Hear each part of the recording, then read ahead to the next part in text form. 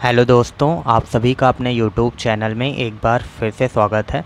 तो आज हम बात करेंगे कि सीटेट जो आपका एग्ज़ाम जुलाई में मतलब आपका जो संडे को एग्ज़ाम होने वाला है 7 तारीख को, उसमें अब आपके पास जो 3 दिन बचे हैं उसमें आप कैसी स्ट्रैटेजी रखें या जिन्होंने भी कुछ भी नहीं पढ़ा है वो कैसे इस एग्ज़ाम को पास कर सकते हैं। ये सारी चीज़ें मैं जो बताऊँगा आपको प्रैक्टिकल बताऊँगा, जो मैंने खुद अप्लाई किया है। तो चलिए मैं आगे आपको पहले अपना 2 रिज़ल्ट दिखा देता हूँ कि जो मैंने 2 बार सीटेट पास किया। एक बार देखिए दिसंबर 2022 वाला एंड उसके बाद मैंने जनवरी 2024 वाला जो इस बार हुआ था उसमें भी दिया था। तो देखिए कि जब दिसंबर 2022 वाले में दिया था तो मेरा फर्स्ट पेपर में 1 to 5 वाले में देखिए 116 नंबर आए थे एंड पेपर 2 6 to 8 वाले में 109 नंबर आए थे। और उसके बाद जब मैंने दोबारा जनवरी 2024 में दिया था, इसमें मैंने के एक भी दिन नहीं पढ़ा था, केवल 1-2 मॉक टेस्ट लगाए थे, बाकी पेपर दे के चला आया था। उसमें देखिए मैंने 104 नंबर लाया है। देखिए ये भले कम है लेकिन आपको केवल 90 नंबर लाना होता है, उसके ऊपर लाना होता है। तो इसमें देखिए 109 एंड 104 बाकी, और फर्स्ट पेपर में 116 था। तो ये मेरा रिज़ल्ट था। एंड अब मैं आपको प्रैक्टिकल चीज़ें बताऊंगा जो आपको आगे 3 दिन में करना है, जिससे आप आराम से सीटेट क्वालिफाई कर जाएँ। तो देखिए कि पहली बात आती है नोट्स। अब देखिए 2 प्रकार के स्टूडेंट्स होंगे। जो पहले स्टूडेंट्स वे होंगे जो प्रॉपर तैयारी किए होंगे सीटेट के लिए, उन्होंने क्लासेस ली होंगी ऑनलाइन। और दूसरे स्टूडेंट्स वो होंगे बस जो केवल क्वालिफाई करना चाहते हैं। और वो कैसे कर सकते हैं, मैं उनको बस जो नोट्स लिए हैं वो अब प्रॉपर अपना नोट्स पढ़ें। बाकी जो सेकेंड टाइप के स्टूडेंट हैं जो केवल 1 हफ्ते में या 2 दिन में 3 दिन में पास करना चाहते हैं, उनके लिए मैं बता रहा हूँ। तो नोट्स आप देखिए कि आपको टेलीग्राम चैनल पर नोट्स मिल जाएंगे। किसके आपको देखना है, हिमांशी मैम का नोट्स सीटेट का हर सब्जेक्ट का आता है। आपका सीडीपी का पूरा नोट्स मिल जाएगा। 29 से 30 पेज में है, छोटे छोटे पेज हैं, प्रॉपर डिटेल में दिया गया है। अगर आप उतना कर लेते हैं तो आराम से सीटेट में अगर 30 में से आप 22 प्लस तो आराम से पा जाएंगे।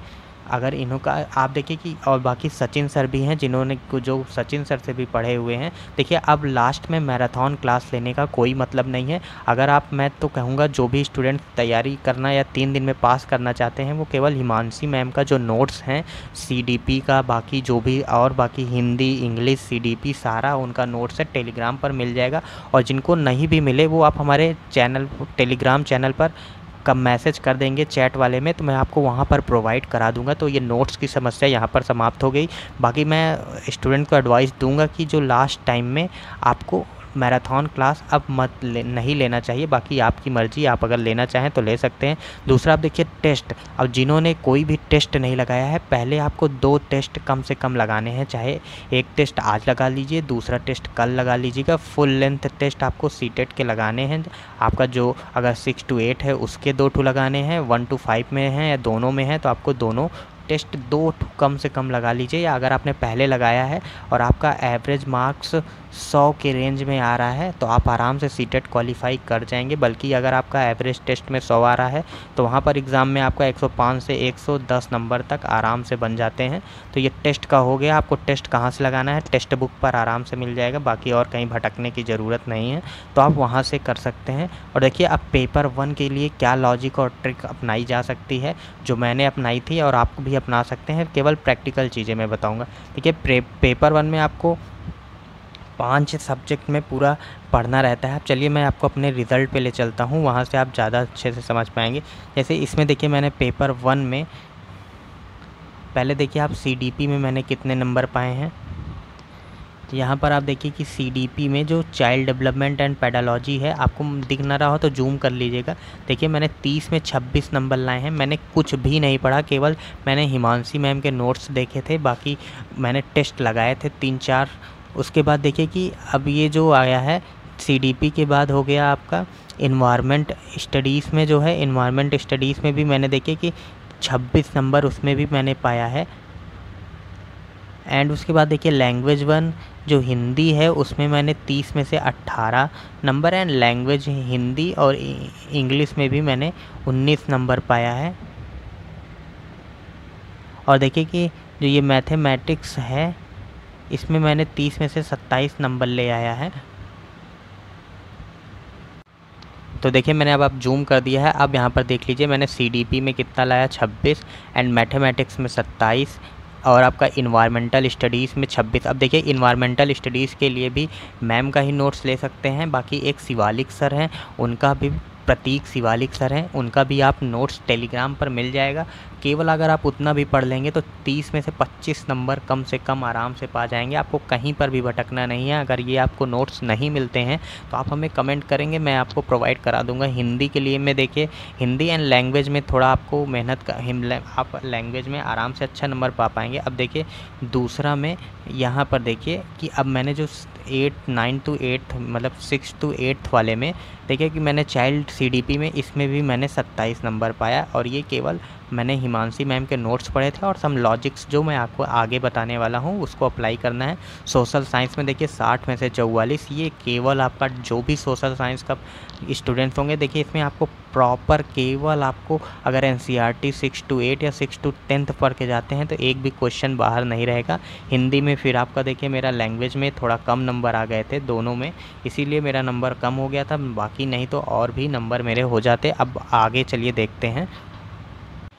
तो चलिए देखिए सीडीपी में आपको क्या कॉन्सेप्ट लगाना है। सीडीपी में आपको जो भी देखिए छात्र से संबंधित या बच्चों से संबंधित जो भी अच्छी चीज़ें हैं, मतलब जो पॉजिटिव चीज़ें हैं उसको आपको सदैव और सत्य मानना है, उसके अकॉर्डिंग चलना है। और देखिए कि बच्चों में आपको समावेशी विकास लाना है, तो समावेशी विकास के अंदर जो भी ऑप्शन आपको दिए होंगे, जो भी पॉजिटिव चीज़ें हों वो आपको बताना है। बच्चों को आपको ऑलवेज सही रखना है, मतलब बच्चों के ही दृष्टिकोण से रखकर हर चीज़ों को ध्यान देंगे तो आप सीडीपी में अच्छा पा जाएंगे। इन्वायरमेंट तो आपको पढ़ना पड़ेगा, जो आपको मैंने नोट्स कहा है प्रतीक शिवालिक सर का, वो लेके पढ़ सकते हैं। बाकी सीडीपी में सबसे ज़्यादा कम नंबर बच्चे सीडीपी में पाते हैं। और उसके बाद आपका जब फर्स्ट पेपर में आप सीडीपी में पॉजिटिव रखेंगे, बाकी आप अप्रोच, अब इसको अप्लाई कहाँ पर करेंगे, तो मैंने जो आपको 2 टेस्ट कहा है उसमें आप इसको लगाएंगे तो आपका नंबर इम्प्रूव हो जाएगा। दूसरा, आप मैथमेटिक्स में सिंपल क्वेश्चंस आते हैं, आराम से कर लेंगे।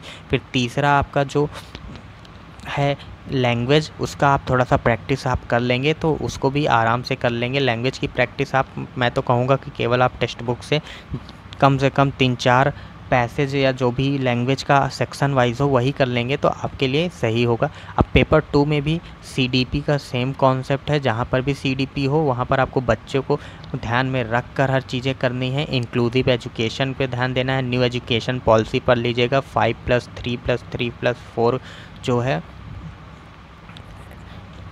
उसको देख लीजिएगा, जो भी हो ये पेपर 2 में जो 5+3+3+4 करके कॉन्सेप्ट है उसको देखिएगा। और एनसीएफ एक बार देख लीजिएगा। उसके बाद आपका सोशल साइंस, जो भी स्टूडेंट्स हों सोशल साइंस के, वो एक बार एनसीईआरटी की अगर मैराथन अवेलेबल हो, चाहे हिमांशी मैम की या जो भी, अगर वो देखना चाहें तो आप सोशल साइंस के लिए जो 60 नंबर है उसके लिए आप इसको देख सकते हैं। अदरवाइज़ आपको नोट्स मिल जाएं हिमांशी मैम के या सचिन सर के तो एक बार उसको पलट लेंगे तो उससे भी आपका काम हो जाएगा सोशल साइंस में। उसके बाद आपका लैंग्वेज के लिए सेम प्रैक्टिस जितना अच्छा कर लेंगे, लैंग्वेज में थोड़ा स्पीड बना लेंगे तो हो जाएगा। बाकी टाइम मैनेजमेंट तो आप लोग कर ही लेंगे। और जो भी आपके डाउट होंगे कमेंट करके ज़रूर पूछिएगा। Thank you for watching this video और उम्मीद करता हूँ कि आप सभी का सीटेट इस बार क्वालिफाई हो जाएगा।